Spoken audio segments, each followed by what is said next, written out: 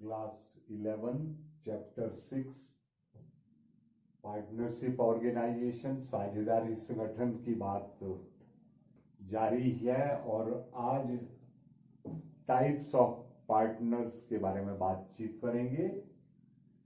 साझेदारों के प्रकार और यहाँ पर मुख्यतः दो जो प्रकार हैं वो पूर्ण साझेदार फुल फ्लैज्ड पार्टनर और अपूर्ण साझेदार नॉट फुल फ्लैज्ड पार्टनर्स। तो पहले फुल फ्लैज्ड पार्टनर में जो 3 कैटेगरीज हैं उसके अंतर्गत पहला है सक्रिय साझेदार एक्टिव पार्टनर्स। ये फर्म के एजेंट के रूप में काम करते हैं, अर्थात इनके द्वारा किए गए कार्यों के लिए सभी साझेदार दायी होते हैं। इन्हें सामान्य जनरल तथा साधारण ऑर्डिनरी साझेदार भी कहते हैं। तो यहाँ पर जो सक्रिय साझेदार होंगे ये फर्म के एजेंट के रूप में काम करते हैं। दूसरे हैं निद्रालु अथवा शिथिल साझेदार स्लीपिंग और डॉर्मेंट पार्टनर्स। ये व्यवसाय संचालन में सक्रिय रूप से भाग नहीं लेते और बाकी इनकी जो सभी शर्तें हैं ये इन्वेस्ट भी करेंगे और ये लाभ हानि में भागीदार भी होंगे, लेकिन ये व्यवसाय संचालन में सक्रिय रूप से भाग नहीं लेते। तीसरे पूर्ण साझेदारों में ही गुप्त साझेदार सीक्रेट पार्टनर्स। इनका भी जहां तक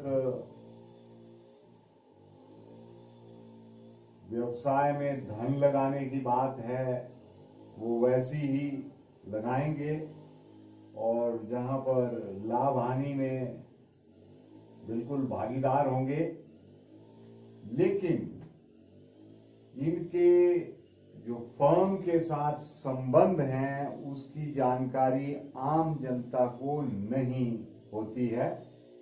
ये गुप्त साझेदार हैं, सीक्रेट साझेदार, इसीलिए इनको कहा गया है। ये थी पूर्ण साझेदारों की 3 वर्ग जिनके बारे में हमने बात की। अब हम बात करेंगे अपूर्ण साझेदार नॉट फुल फ्लेज्ड पार्टनर्स, नाम मात्र साझेदार नॉमिनल पार्टनर्स।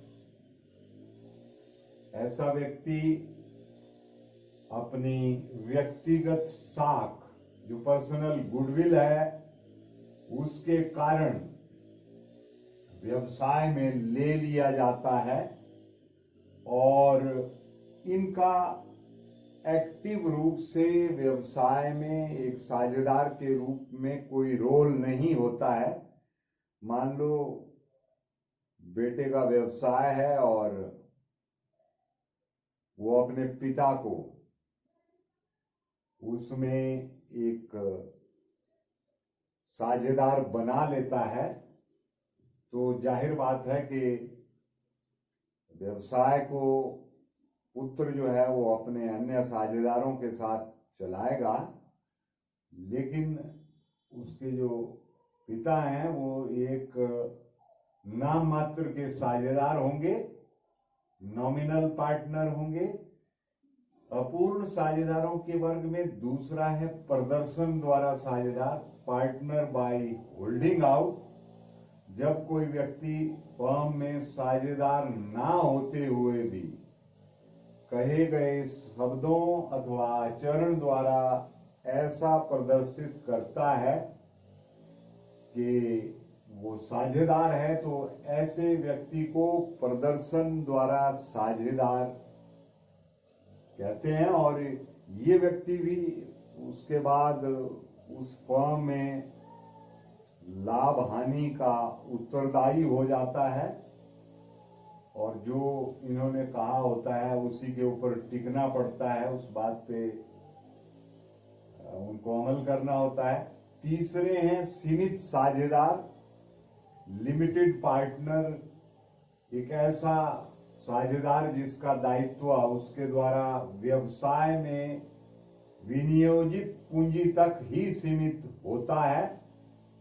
यदि फर्म को हानि होती है तो उसका जो उत्तरदायित्व है वो वहीं तक है जहां तक इसने धन लगाया है, उससे ज्यादा का ये जिम्मा नहीं उठाएगा, क्योंकि जो हेडिंग है वही सीमित साझेदार, तो इसकी एक लिमिटेशन है। चौथे हैं अवयस्क साझेदार, माइनर पार्टनर, जिनकी उम्र 18 से कम होती है, वो माइनर साझेदार के तौर पर व्यवसाय में माना जाता है उनको। पांचवा, इसमें केवल लाभ में साझेदार, पार्टनर्स इन प्रॉफिट ओनली, ऐसा साझेदार फर्म के प्रशासन में भाग नहीं ले सकता। और ये अवयस्क साझेदार के उसमें भी ये लागू होती है बात कि एक अवयस्क साझेदार जो है वो फर्म के प्रशासन में भाग नहीं ले सकता।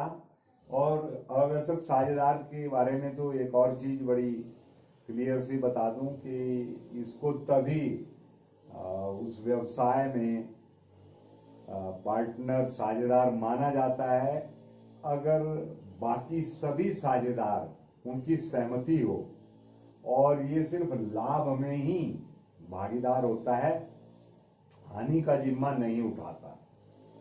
तो इसी तरह से जो केवल लाभ में साझेदार है वो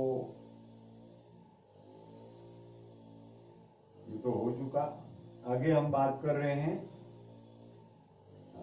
अवयस्क एक साझेदार के रूप में। तो भारतीय साझेदारी अधिनियम 1932 उसमें एक धारा है 30, और उस धारा के अनुसार कोई भी अवयस्क यानी 18 वर्ष से कम आयु का व्यक्ति वो पार्टनर, वो साझेदार नहीं हो सकता।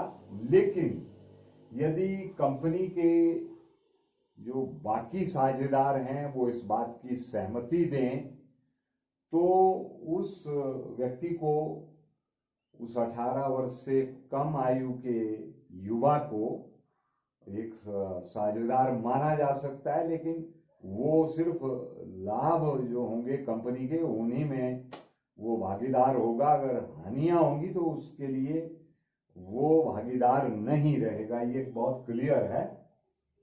तो आज बात करेंगे कि अवयस्क जो है वो एक साझेदार के रूप में उसकी पहली स्थिति पे नजर दौड़ाते हैं।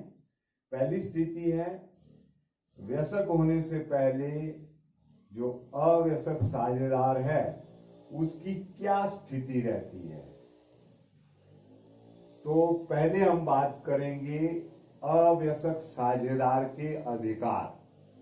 जो 18 वर्ष से कम आयु का साझेदार है उसको क्या क्या अधिकार प्राप्त हैं अगर उसको व्यवसाय में साझेदार मान लिया गया है। तो पहला, लाभों व संपत्तियों में हिस्सा पाने का अधिकार है उसे। दूसरा, वो लेखा पुस्तकों के निरीक्षण का अधिकार प्राप्त है उसे।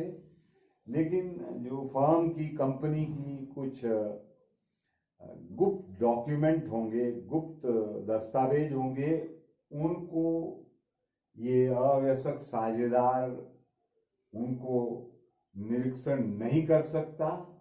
तीसरा है, इस व्यक्ति को जो अव्यस्क है वो मुकदमा करने का अधिकार है।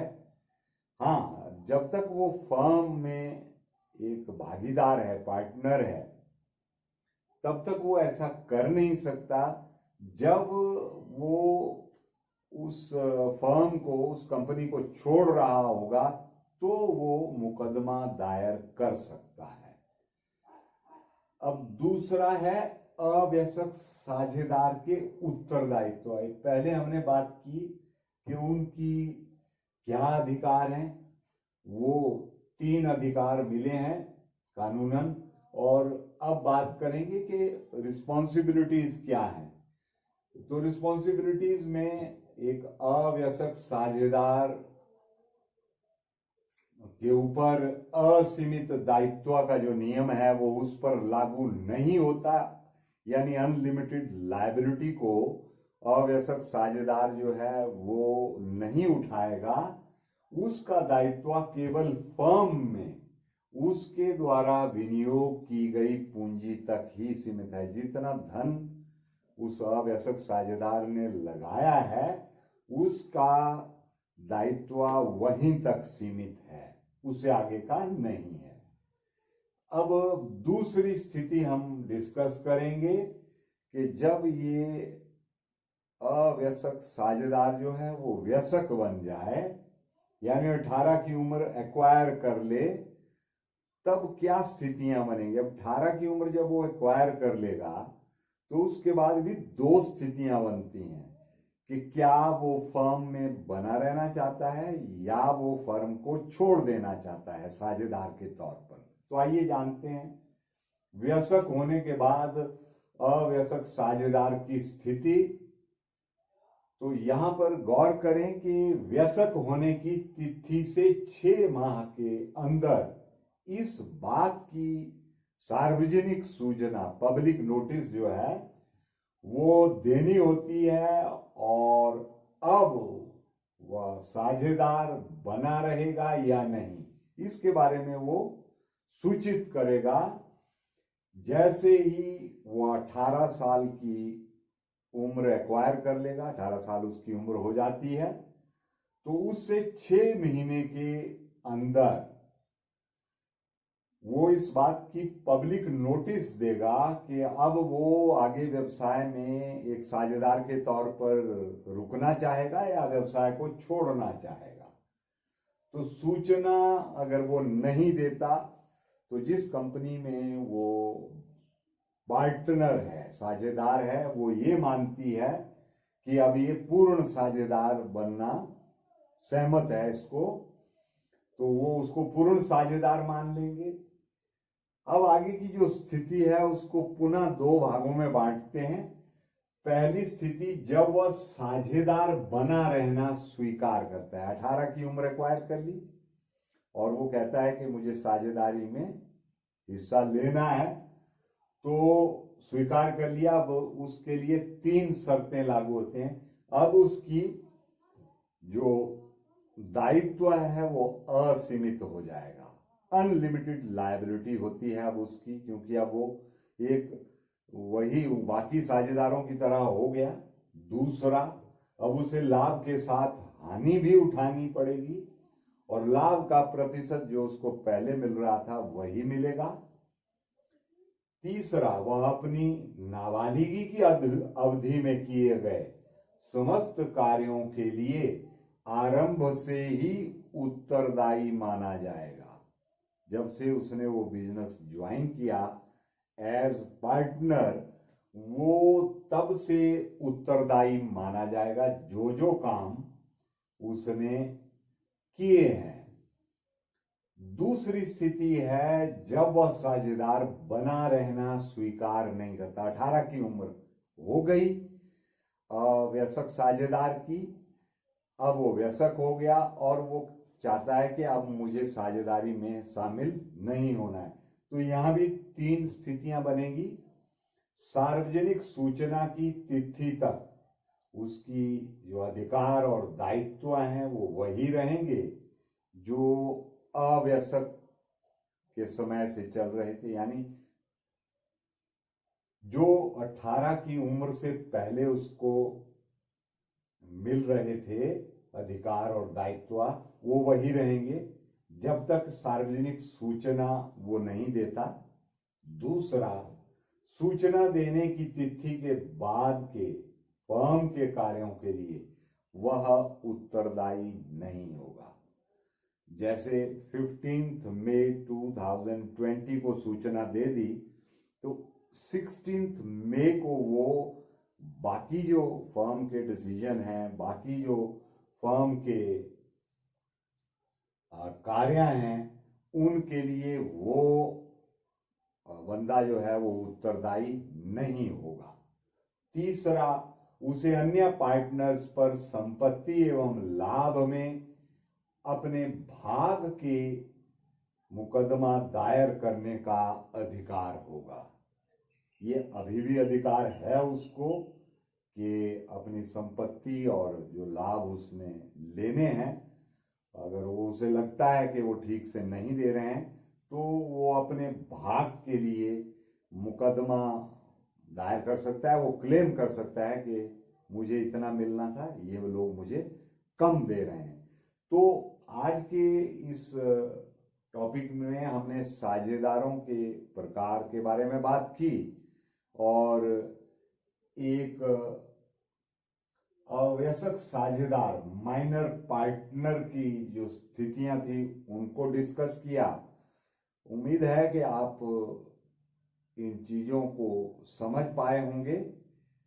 अब यहां से आगे हम अगले लेक्चर में फिर आपसे मुलाकात करेंगे। टिल देन, जय हिंद।